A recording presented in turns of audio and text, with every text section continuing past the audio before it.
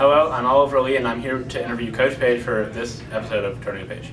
So last week, things all seemed to be clicking, and you guys got out to an early lead and never really looked back. But the playoffs are a whole different season, and anything can happen. Does having a game like you had last week going into a playoff week, or is it a forget-it type of game and focus on the newest opponent? Well, I think it's a little bit of both. I mean, after our previous game at Cambria Heights, it did not go well, so we definitely wanted to go in to the playoffs with with a win and a better feeling about ourselves. We were able to accomplish that, but then once you kind of go through that and you enjoy it for a day or two over the weekend, then you really do need to wipe the slate clean, because now it's a new season and you just got to be ready for a better opponent. Speaking of a new opponent, this week you have Moshannon Valley. What do you expect from them, or is it harder preparing for a team that you don't see play or any of their opponents? It's kind of difficult if you haven't seen them or you're not used to seeing them, such as the Heritage Conference opponents, but they're good. I mean, their record's a little bit deceiving. They've lost to some teams that are really good football teams, but in those games they've put up pretty good passing numbers. Their quarterback's young, but he's thrown for 1,500 yards.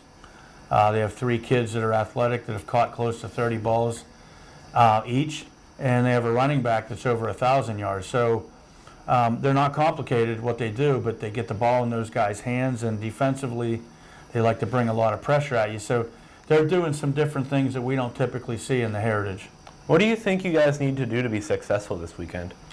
We just need to keep being consistent. I mean, we jumped up on Portage pretty quickly, and Portage was banged up and young and kind of reeling at the time, but we took advantage of that and made some good plays in special teams, which those have been hit or miss. So that was a nice way to get us jump started, to get a quick lead, block punt, and then Cody Bell fielding a strange-looking punt that he just took back, and everybody was kind of surprised. And those are the kind of plays that really put the game away. So we have to do all those things consistently. So this is a return to the playoffs for the first time in 3 years. Can you speak what the playoffs are like and how preparing for them becomes more or less challenging? Playoffs are really great. I mean, it's what you work for off season and during the summer, and then trying to get the number of wins you need in order to qualify. And so we did that, and our record is pretty good. I feel good for our kids and our assistant coaches who've worked so hard. Having said that, now it's one and done, so you got to prepare hard and you got to be ready for everybody's best game. Realizing that those who are the closest to the team have the best idea of the effort and pulse of your players, this year from the outside, that this team just had a different vibe to them. Can you speak about that? Did you see it the same way? Like what it meant to you and the team to be back in the playoffs?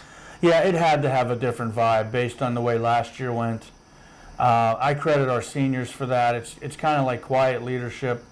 There's not a lot of rah-rah guys that are going to come up and slap you upside the head to get you motivated, but they're here every day.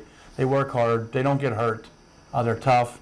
I think everybody else saw that. We preached it. We got some kids in better helmets. We tried to improve our strength training to help, strengthen the neck, and hopefully that helps the head area with concussions, that sort of thing. But it's really just got to be an attitude of mental and physical toughness, and I think those guys have been at the forefront.